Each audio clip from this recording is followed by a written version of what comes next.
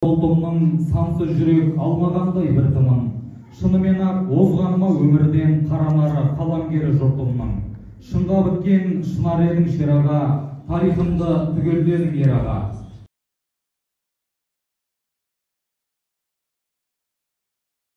Уақыттан қала береді. Ебі келсе, асханаға кезекші болуға тырысады.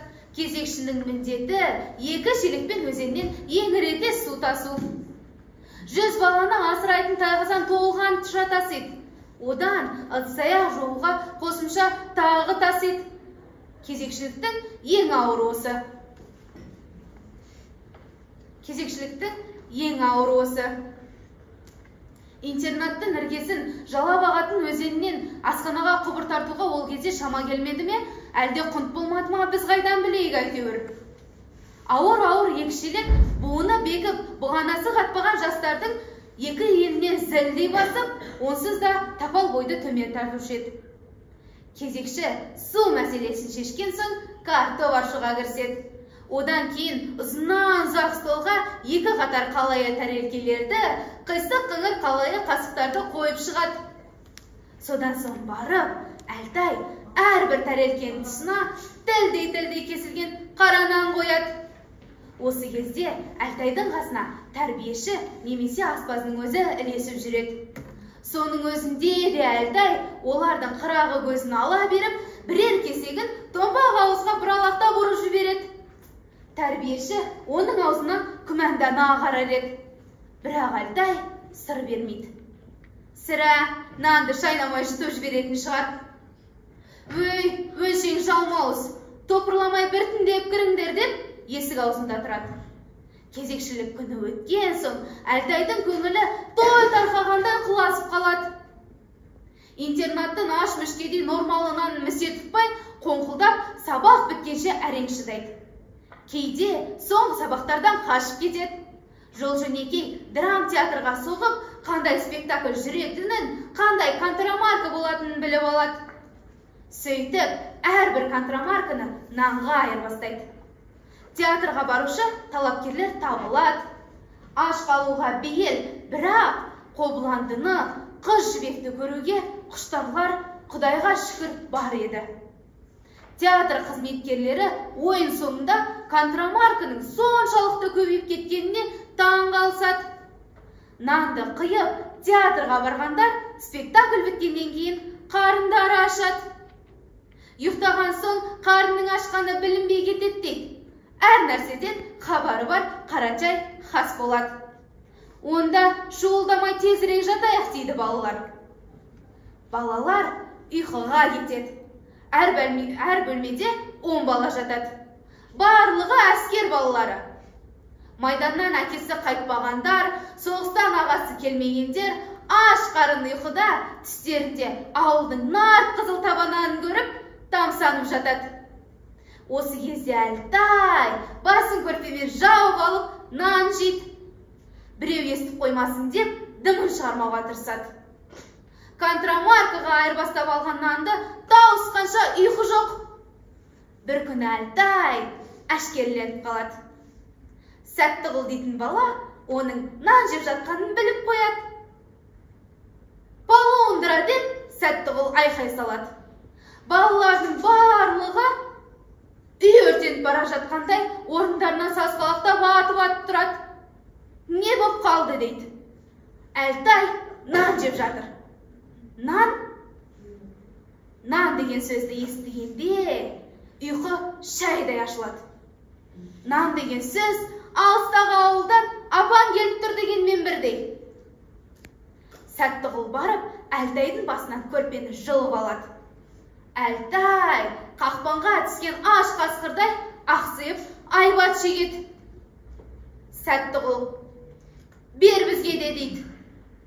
Әлтай, неге берем? Өзімдікі деп шаңқ етеді. Жоқ, біздікі дейді Сәттіғұл. Нан қалған жоқ, әйтпесе беремін ғой. Өле же дегенше, бөле же деген ғой. Өй, мақалдауын қараш, қалған жоқ дейді ғой, шығар бері. Әлтайдың шамадан ашыңдар дейді. Әлтайдың шамадан ашыңдар деп бұйрат Сәттіғұл. Әлтай өз меншігін қорғамақ болып, кереует астына ұмтылады. Бірақ ең кезерде Сәттіғұл оны көрпенің үстіне атып ұрып, аяқ қолын басып, таптап жатады. Балалар перғауынның 1000 жылдық табыты ашылғандай аң-таң болып тұрып қалады.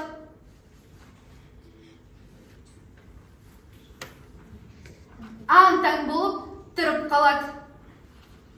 Әлтай шамаданын аша бергенде ішінен бір табақ нан, бір қалта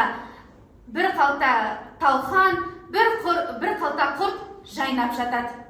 Балалар енді есін жиып, мол тамаққа қолын сала бергенде Сәттіғұл айқай салады. Тап қолыңды, біз саналы азаматтармыз. Біз бәрін заңды түрде шешуіміз керек. Біз барлығын заңды түрде шешуіміз керек. Мұна Кәмпескей Қарабайдың нандарын ортаға саламыз дейді. Барлығын бөліп аламыз деп, нандарды бөліп ала берген кезде есік сарт ашылып, табалдырықта алпамсадай алып адам шинелі желбегін киіп алған, екі қастары, қалың қастары бірігіп кеткен, көздері мылтықтай оқталып тұрған интернат меңгерушісі тұрады. Әлтай ақтала алмайды. Өйткені өзінің күнәсі бар. Басқаларды ақтала алмайды. Өйткені біреудің шамаданын ашуға тыйым салынған. Интернат меңгерушісі шалқақтай қарап, қара шамаданға бір қасын төмен, бір қасы жоғары қарайды. Не шу деп айғай салады. Неге ұйықтамайсыңдар дейді. Аш қарын тойынар, ұйықтағанның қанар деп бәрін ұйқыға жатқызады. Сталин қарсы қабырғаға барып, жібек бауы тартып қалғанда шымылдық сырылып, ар жағынан ксро картасы көрінеді. Сенің хатына, жазуына қарағанда қазақтар Ташкент, Сібір, Злотус темір жолдарынан тысқары кетіп жатыр. Ал темір жолға жеткендері, ал жете алмай жолда қалғандары қанша? Демек, темір жол көшпендері өміріне жеңілдік әкелген ғой. Түркістікті ғой өзін басқарып салдырдың. Тіпті сен берілген мерзімнен 1 жыл бұрын бітірттің ау шамасы. Бұл қызметті ұмыта алмаймыз. Қайла, күрек, ат арба, түйекшімен. Міне, ол нағыз кеңесті рухтың жемісі. Сол темір жолдың темірін мойнына салып сүйреген, қара күшпен салған халық қазір аштықтан қырылып жатыр. Аштық. Аштық деген сөз сенің мына миыңа қадалып қалған шөңге сияқты. Аштықтан басқа айтарым жоқ. Ол шөңге миыма ғана емес, жүрегіме де қадалып тұр жолдас Сталин. Өйстіп сенің бір өзгеруіне қарап, сен ұлтшыл дегендері сөз рас па деп қаламын. Мен ұлтшыл емеспін жолдас Сталин, ұлтжандымын. Айырмашылық жер мен көктей, өз ұлтын сүю айып па? Айталық. Қазақстандағы қазіргі жағдайды одақтың басқа жерінде айталық.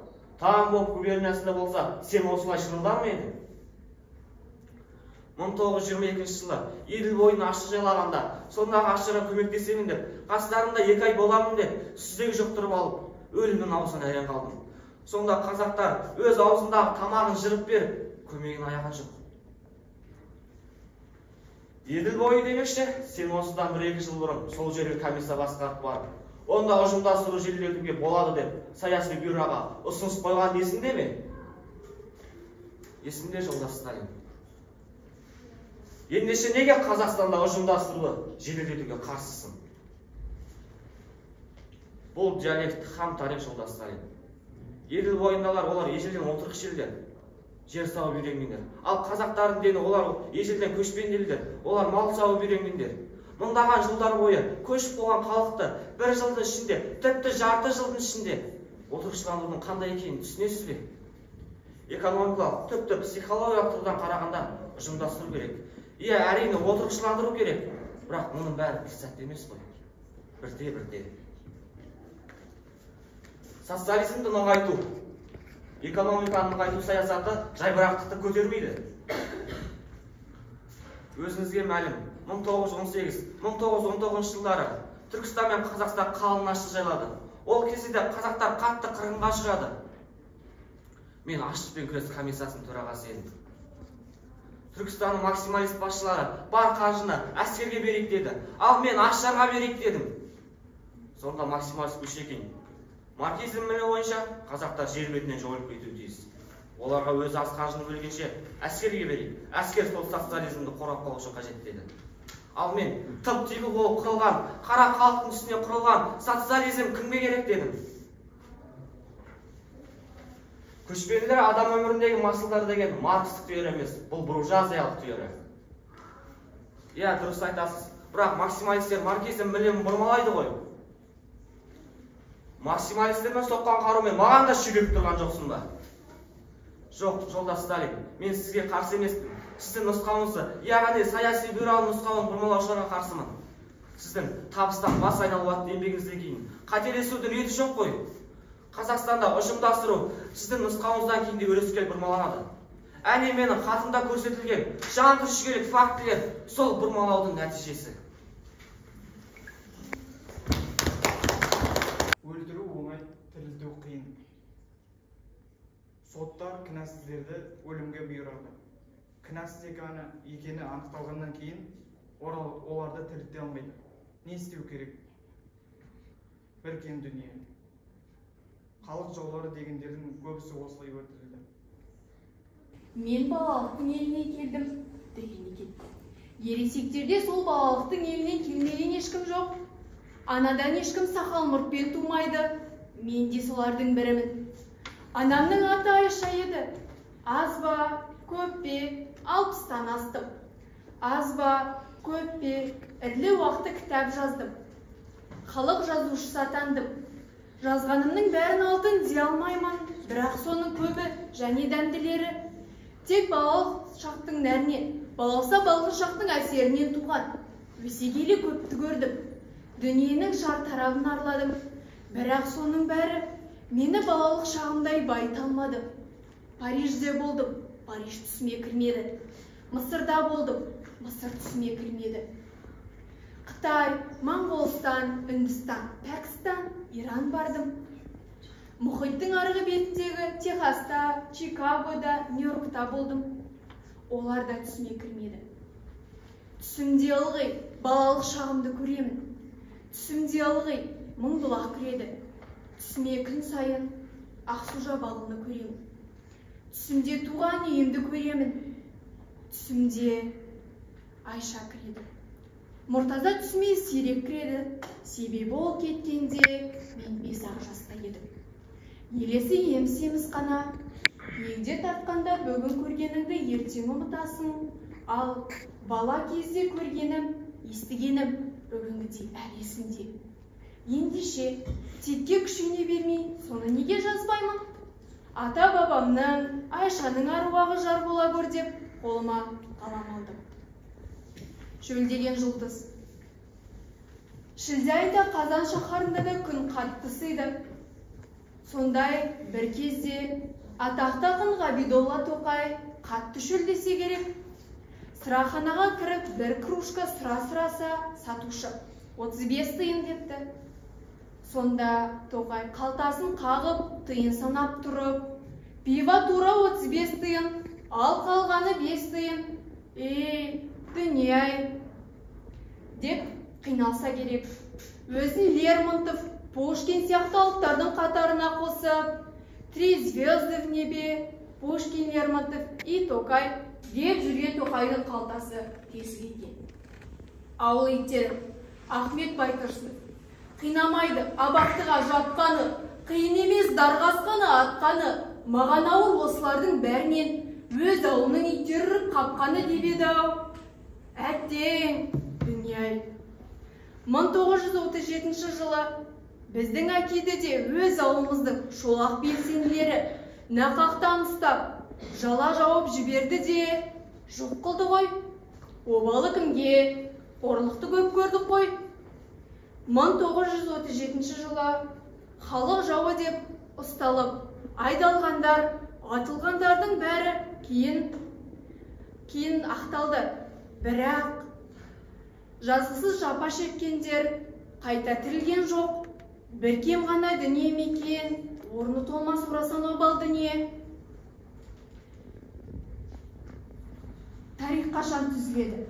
31 қаңтар президент мәдениет орталығында Байтақ дала атты конференция өтті.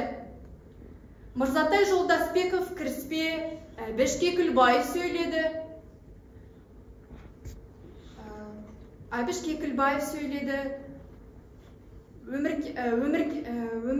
Өмірбек Байгелді. Қазақ тарихы 500 жылға сыймайды. Қазақ тарихын Керей мен Жәнібектен бастау обал, деді Өмекең. Өмекең сақ дәуірін меңзеді. Тарихшы ғалымдар осы уақытқа дейін қазақ тарихын дұрыстап, анықтап жаза алмайды. Бір кем дүние. Туған жері тілші менен сұрайды.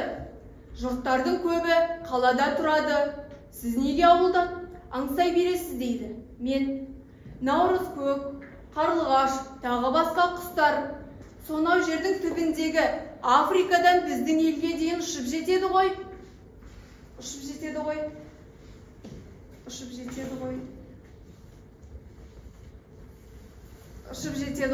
Немене? Сонда Африкада ұя салатын жер жоқ па? Құсекеш құста өз еліне ұшып жетеді. Ал мен адаммын ғой. Кейбіреулер туған жеріне жерсе, бұл да бір кем дүние. Тұғырына саңғыған сұңқар оңбас, үйірінен безінген тұлпар оңбас. Мәңгі. Осы аса қымбат, аса қасиетті сөздерді кейбіреулер жөн жосықсыз орынсыз қолдана береді. Бір әдем әуенде таңғы елес, бұл өмірде ештеңе де мәңгі емес делінеді. Шындық осы. Бір Алладан басқа мәңгі еш нәрсе жоқ. Ұлы Абай айтқандай, бір Аллада басқаның бәрі бір өзгермек. Бір кезде Ленинді, Сталинді мәңгі жасайды деп қорадай жапырыла мақтадық. Енді ескерткіштерді талқандап құлатып тастадық. Мәңгі өлмейтін тек жаратқан құдірет жасаған ел. Мәңгі деген күнде бір сөнбекші, бір кем дүние. Кесапат деген не? Кесапат не деген? Шақырған жерден қалмаңдар, шақырмаса бармаңдар, өзі болған жігіттің аяғынан шалмаңдар. Мыңбұлақтан шыққан Жұмабек ақын. Жоғарылып бара жатқан адамның етегіне ұстайтындар, көре алмайтындар, алдымен өз ағайының емес пе? Өз жұртың күншіл, қайын жұртың сыншыл, шын жанашыр нағашы жұрт дейді. Кім біледі, рас шығар, бір кем дүние. Ол кезде мен сол социалистік Қазақстан газетінің бас редакторы едім. Әлі Компартия бар кез еді. Қазақстан Компартиясы орталық комитетінің бірінші хатшысы Нұрсұлтан Назарбаев бюро шақырып, газеттің атын өзгертуді ұсынып, пікір алмасты. Газеттің бас редакторы ретінде менің пікірімді сұрады. Мен Азат Қазақстан деп едім. Бюро мүшесі Озат сауыншы орыс әйел бар еді. Ол от басқандай шошынып түсті. Өйткені сол кезде Азат партиясы пайда болып, коммунистерге ұнамай тұрған шақ еді. Сөйтіп, Азат Қазақстан аты өтпей қалды. Ендеше егеменді Қазақстан дедім мен. Осы атау ақыры мақұлданды. Бір қызығы егемен Азат сөзінің синонимі еді. Оны Озат сауыншы әйел сияқты басқа да бюро мүшелері аңғарған жоқ. Кейінірек әрбір сөздің түп түркінін шеттеп танитын шебер лирик ақын Қуандық Шаңғытбаев егеменді сөзінің д жалғауын алдырып тастады. Сөз жұмырланып, әдемілене түсті. Бұл да бір еңсеру еді. Көп замандан бері Қазақстанның егесі, яғни иесі мен деп бүкіл әлемге жар салды. Осының талассыз айқын дәлелі ретінде 1991 жылы 16 желтоқсан күні президент Нұрсұлтан Назарбаев Қазақстан Республикасының мемлекеттік тәуелсіздігі туралы конституциялық заңға қол қойды. Міне содан бастап 16 желтоқсан күні Қазақстанның тәуелсіздігін айғақтап, жыл сайын ұлы мереке ретінде тойланады. Мына бүгін сол аяулы да аса қымбат күнге 10 жыл толды. Көп кешікпей 1992 жылы 2 наурызда Қазақстан Біріккен Ұлттар Ұйымына мүше болып қабылданды. Сөйтіп, Қазақстан Республикасы бүкіл дүние жүзі азат ел, дербес мемлекет ретінде мойындады. Дербес мемлекет болар алдында оның әрбір сөйлеміне дейін, әрбір үтіріне дейін, нүктесіне дейін сан алуан түрлі талқыға салынды. Солардың ішінде ең ірісі, әрі даулысы тіл туралы бар еді. Мемлекет тәуелсіздік алғаннан кейін оның мемлекеттік тілі болу керек. Ал Қазақстанда 100-ден аса ұлт пен ұлыс тұрады. Солардың ішіндегі негізгі байырғы ұлты қазақ халқы. Ал қалғандары әртүрлі заманда әртүрлі себептермен қоныстанғандар. Солардың ішінде ең көп орыстары.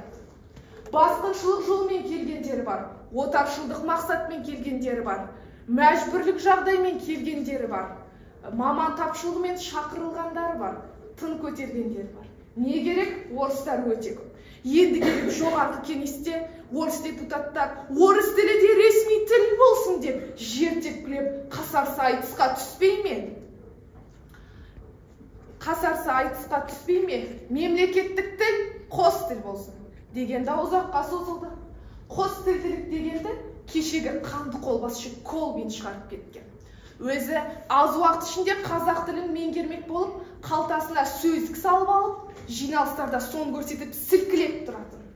Оған біздің кейбір академиктеріміз емешегі езіліп, елжіреп, қос тіл деп өзеурейтін.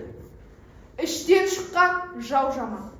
Біздің тарапымыздан іштен шыққан жау жаман. Сары орысты өзінің қара орысын қолдап, қолпаштап тұрса не шара? Біздің тарапымыздан қос тіл жыланда ғана болады деген уәж айтылып, ол халық арасында кеңінен тарап мәтелге айналып кетті. Ақыры мемлекеттік тіл біреу қазақ тілі болды. Ол айтулы жеңіс еді. Және осы Конституцияға біздің табанды ұсынысымыз бойынша Қазақстанда президент болып, мемлекеттік тілді мүлтіксіз білетін адам ғана сайлана алады деген сөйлем енгізілді. Сонда әлі есімде Қостанай облысынан сайланған бір орыс депутат, менің балам, менің немерем, сонда өмір бойы президент бола алмай ма? Деп жылап жіберді. Қазақ тілі мемлекеттік тіл болды деп біраз масайрадық. Алайда бұл баптың өз тіркемесі бар еді. Ол орыс тілі ресми тіл болғандықтан, ол мемлекеттік тілмен қатар қолданылады деген сөйлем еді. Кейін көпке дейін, әлі күнге дейін мемлекеттік тілдің адымын аштырмай келе жатқан осы бір-ақ сөйлем. Бұны былай бейнелеп айтқанда, Қазақстанның басшысы ел таяған, бірақ Қазақстанды Голощёкин басқарады деген ұғыммен бірдей. Мұсылманшылық кімде жоқ? Тілде бар да, дінде жоқ. Әлі қазақ тілі нағыз мемлекеттік тілге айнала алған жоқ.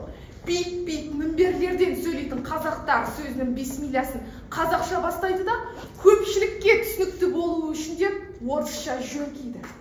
Сонда олар қазақ тілін қаншама қорлағанын сезе бермейді. Көпшілікке түсініксіз тіл малдың тілі. Сондағы айтып отқан көпшілік қазақтардың өздері.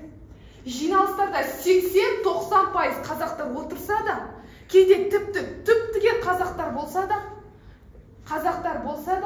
әңгіме орысша өрбиді. Президент Нұрсұлтан Назарбаев осы себептен, қазақтар, алдымен екі қазақ бір-бірімен қазақша сөйлесіп алсаңдаршы деді ғой. Бұл қасірет. Отарлаудан қалған ауру. Орыс тілін білмесең, нан тауып жей алмайсың деген дерт бойға терең сіңіп кеткен. Және ұлттық намыстың кеселденуі. Осы туралы осыдан 57 жыл бұрын 1944 жылы Бауыржан Момышұлы Қазақстан Компартиясы орталық комитетінің хатшысы Әбдіхалықовқа былай деп хат жазды. Осы күнде қазақ тілін дөрекі, икемсіз, топас, кедей тіл. Онымен айтайын деген ойынды, пікірінді еркін жеткізе алмайсың деп дұрыс бағаламай, жала жауып, теріс зиянды ұғымсыз, дүмше дін бұзардың кебінін киіп, сәлдесін орап, тіл бұзар азаматшаларда, жүгенсіз арсыз топастарда қазақ елінде молайып келе жатқанға ұқсайды. Дәлелді Алматының әр көшесінен табуға болады.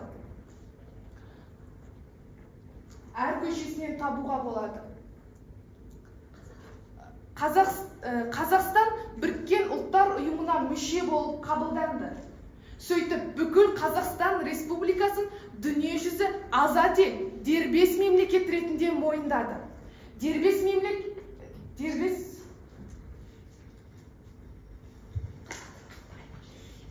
Қазақ тілінің байлығы жетпегендіктен деген дәлелсіз, жүгенсіз, өз ана тілінің үддесінен қапы қалып, оған көңіл бөлмеген сормандайлардың өзінің қазақ тілінің намысынан кетіп, өзара шөре-шөре болып, артта қалған қара бет надандықтарынан туған сылтау ғана болуы керек. Осы хат жазылғалы бері 60 жылға жуық уақыт өтті. Бауыржан Момышұлы еліне еңсере айтқан дерттен әлі құтылған жоқпыз. Қайта меңдеп кетті. Қазақ тілін айрықша қорлаушы Масановтар масайрап жүр. Масановты жақтаушы телеканалдар, газеттер одан герой жасады. Міне, Қазақстан тәуелсіздігінің нағыз қаскөйлері. Еңсеру дегенде жеңе алмай келе жатқан дерт осы еді. Ал онымен осы дертпен арпалысқан бауыржандарға ұлтшыл деген таңба танылды. Олар қудаланды. Тәуелсіздік алғаннан кейінгі 10 жылдың ішінде 100 жылдың ісі сыйып жатыр. Қиялдағы коммунизм елесін қуа бермей, дүниенің бетіне тура қарайтын уақыт келді. Айнаға тура қарасаң, бетіндегі қисық қыныр анық көрінеді. Ал ол үшін айнаға өкпелеме. Бетің қисық болса, айнаға өкпелеудің керегі жоқ. Ал бұл қисық бетті түзетудің бір жолы реформа еді. Дүниедегі кедір бұтыр жүйелерді түзетіп, қоғамдағы әлеуметтік, экономикалық жағдайды түбірмен қайта құру керек болды. Бұл жол рынок жолы еді. Рыноктың даңғыл жолына жеткенше әлі қанша сан алуан адасулар болады екен. Өткен атышулы 20 ғасырдың 90 жылдарының басында өндіріс құлдырады. Кәсіпорындар бір-бірінен ажырап, өзара байланыстарын үзіп, бір-бірінсіз күн көре алмайды екен. Ақша деген сабан шықты. Ресей бізді өзінің рубліне байлап қойып, тәуелсіздігімізді тәрк етпек болды. Бартер деген бәле шықты. Жекешелендіру көп жолда арам жолға түсіп кетті. Және бұның азабын әсіресе ауыл бастан кешірді. Тауар тапшылығынан айырбасқа кеткен малдың обалын айтсаңшы. 36 миллион басы бар республика лезде жұтап шыға келді. Сонда үкімет басшысы Қажыгелдин бізге малды көбейтіп керегі жоқ. Тиімсіз мал өнімдерін сүтті, етті, майды шетелден сатып алған тиімді деп қомды түйе, құлынды бие, қозылы қойды қырып салды. Президенттің айналасындағы шенеуніктер адал, отансүйер, іскер, ақылды жандар болсын деп тілейік.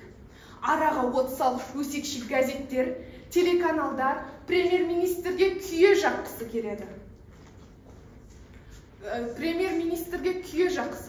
Оны қызметінен алып тастап, оның орнына күнде әртүрлі адамдарды тағайындап, бал беріп, сәуегейлік жасап жатады.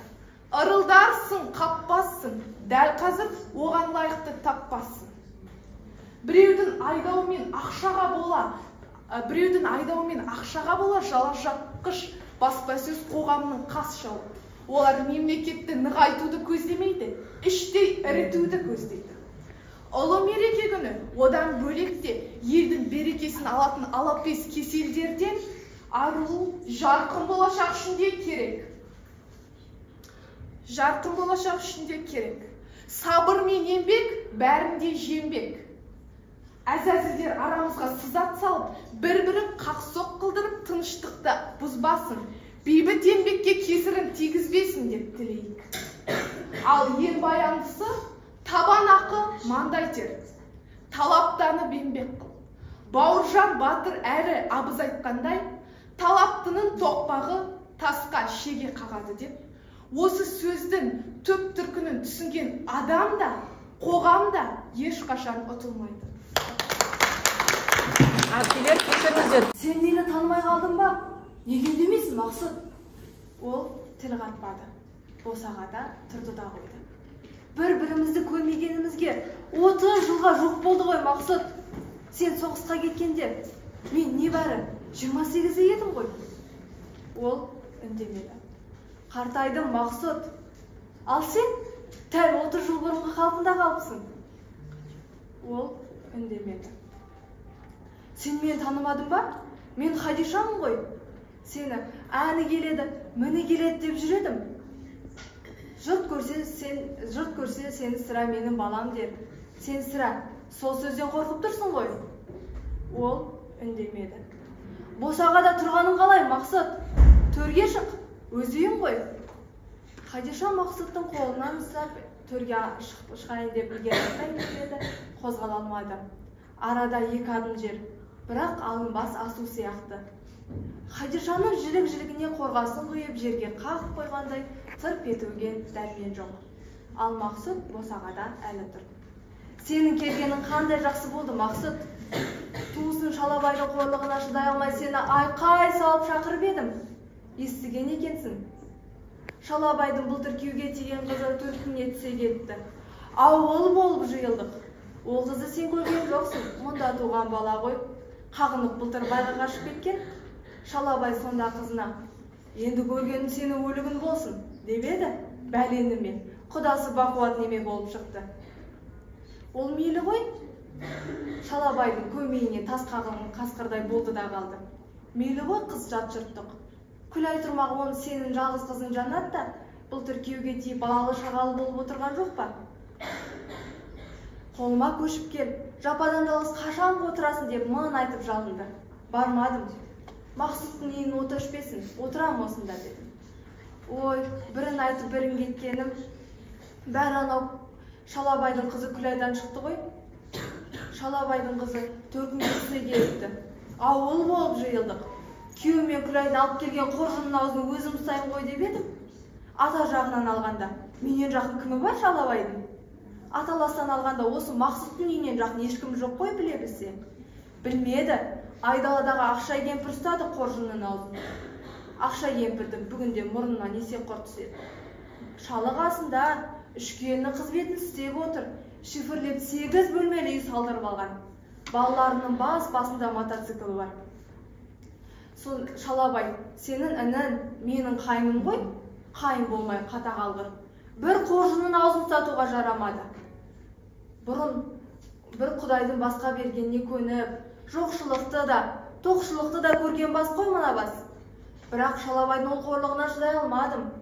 Ей шырақ дедім Шалабайға. Әруаға тіп кетпесін дедім. Егер Мақсұт тірі болғанда мен кім болар едім? Хадиша болар едім. Алдымнан көлденен жүрмес едің ғой сен шірік дедім. Мақсұт жоқ болғаннан кейін жетім кемпірді елемейсін.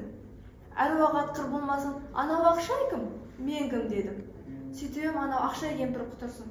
Сорлысың сен, сорлы, деп ерін шүйкітті, еріне күйдіргі шыққар. Өліп қалмай жападан жалғыз неғып жүрсің? Қоржынның аузын ұстаған сенің не тенің? Деді маған. Ей Ақшай дедім менде. Қаным қарайып кетті. Ал дәртінің бәрін жалмауыз болайын деп Құдайдан тілеген жоқпын дедім. Мақсұт көппен бірге әскерге кетті. Сенің байын құрақ бас ұстап тауда тағысын тағы болып жүрген жоқ дедім. Қызым Жаннат Құдайға шүкір, күйеуге тиді, балалы шағалы болып отыр. Өзім Мақсұттың үйінің отын өшірмей, түтінін түтетіп отырған жоқпын ба? Мен қалай сорлы болайын дедім. Сөйтіп сорлы, тағы 30 жыл күт, келеді Мақсұт деді. Күтем дедім. 100 жыл күтемін дедім. Сөйтіп ызаға шыдай алмай, қайдасың Мақсұт? Деп айқайлап жібердім. Сөйтіп үйге келіп отырғаны сол еді. Сен келіп қалдың Мақсұт.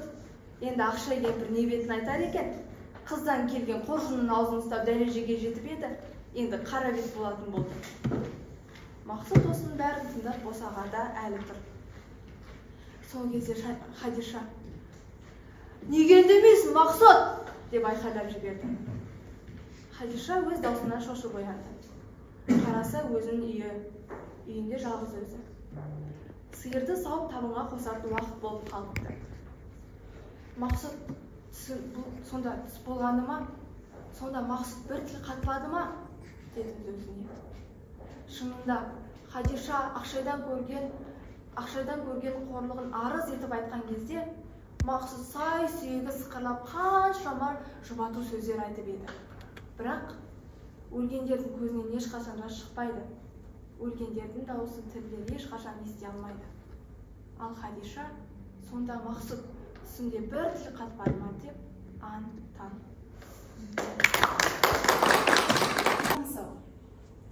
Бір жол бар жақын, жақында болса алыс. Бір жол бар алыс, алыста болса жақын. Таразда шыққан жолаушы пойызы Борандыға 1 сағатта жетіп қалады. Оған жеткенше жолдан Тескентаудан өтеді. Тескентаудың түнінен шыға бере, сол жағынан Тәңіртау жарқ ете қалады. Қараңғы түнектен шығып, жаннаттың жарық әлеміне шыға келгендей боласың. Пойызда осы пейіш келбетіне кетіп қандай, кісіне жүйін кетеді. Әне-міне дегенше күркіре судан өтіп, Сорым станциясына жетіп, 111 бекетке бет алады. Енді Тамборға шығып Тәуекелге бел байлаймын. 111 бекеттің бұрынғы аты Қазбастау. Арғы жағы тауға қарай біздің ауыл жап-жақын. Егер Борандыдан түсіп қалсам, ауыл алыс, 111 жап-жақын. Сондықтан Тамбордан секіруге тура келеді. Егер пойыздан тура секірсем, екпін пойыздың астына тартып қалуы мүмкін. Сондықтан пойызбен жарыса алға қарай секіруім қажет. Жол жағасы шығыл тас, өткір пышақ сияқты. Жүрексінемін, 111 таяп қалды. Тәуекел деймін, бірақ 111 өтпететін болды ғой. Секір! Шекем тыз етіп ауырғандай болды. Сипап етім, алақаным қан-қан. Үсті басымды қағып қарасам сау сияқты. Тек сол жақ шекем қанапты. Бастан құлақ садақа, ауылға тіке тарттым. Жолсыз бұлай шыға бере, шөп қалындай берді. Изен, жусан, алабота, шошқа тек. Әсіресе шырмау жаман. Сиыр құйрық көздеген екен.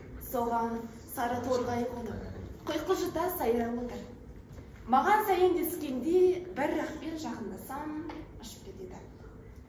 Енді бірде соқамен айғызап тастаған күзекке тап болдым. Айдауға аяғым тобығыма дейін батып кетеді. Сөйте жайсаңға да жеттім-ау. Айналасын жалбыз көмкерген, қайнар көз бұрқ-бұрқ етіп, қомақлап жатыр екен жарықтық. Етпетінен жата кетіп, тастай бұлақтан сімірдім-ау, Дәурен.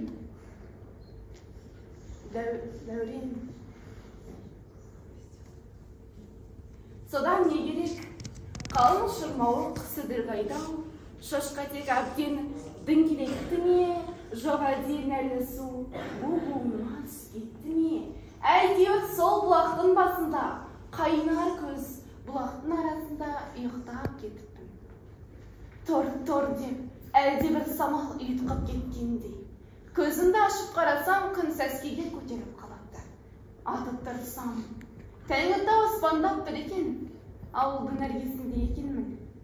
Сонда тұр-тұрлаған кім? Әлде домалағана? Әлде күнекей бәйбіше? Әйтеуір ана дауысы құлағымнан кетпейді. Кім екенін айта алмаймын.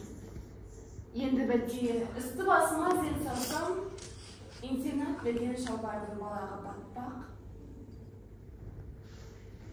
Кайрағыз тікен тұтасып қалыпты. Аяқтағы туфли, өкшесі қисайып қалыпты. Әттең